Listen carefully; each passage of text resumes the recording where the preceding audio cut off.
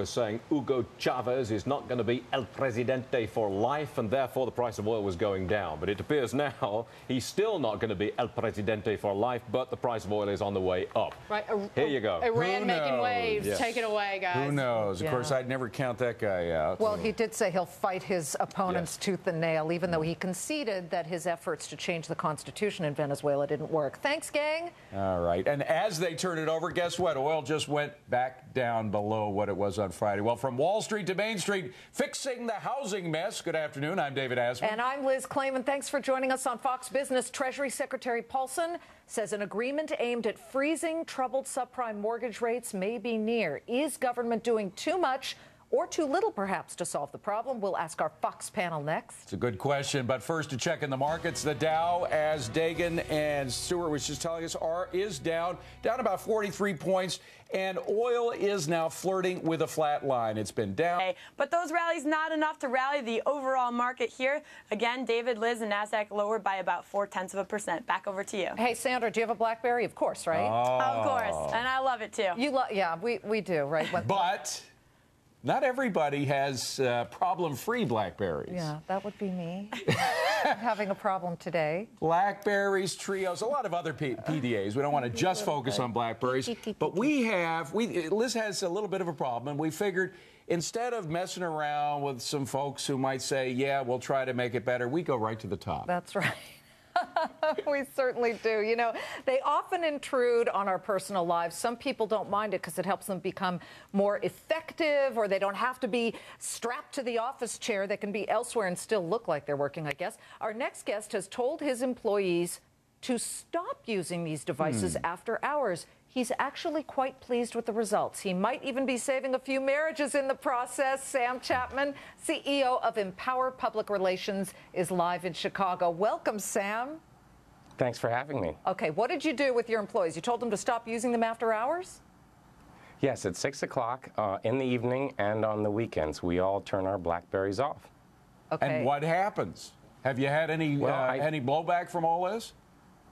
Not really. We have each other's home phone number, and our clients have our home phone number. So if there are PR emergencies, it's very easy to reach us. We're just like the dog and horse and buggy days, where we're just calling each other on the phone if we need to. I find I can relax better at home, and it's helping my marriage and helping me be with my kids. Is it helping productivity at all? And if so, how? It is helping productivity. I think that there's a lot more company loyalty. People are not exhausted.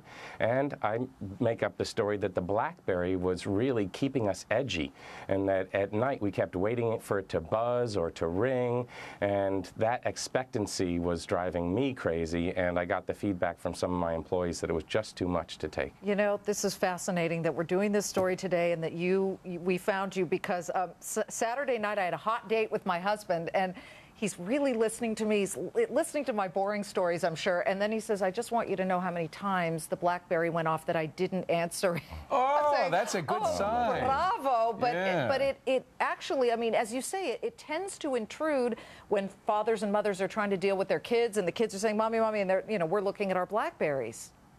That's right, and my wife is a relationship expert, Laura Berman, and she was giving me all types of trouble about it. In fact, she recommends to her patients that they turn it off at night. So our whole company is taking the advice of a great relationship expert. But Sam, I got to tell you, the first thing that my colleague Liz did when she came in was to talk about the problem she'd had with her BlackBerry, because it had broken down for some reason. She wasn't getting the results she wanted. And you had some miserable times over the weekend. I felt like I missed some important things that I needed. So folks who really do rely on a little weekend news from the BlackBerry, they get kind of stuck and anxious.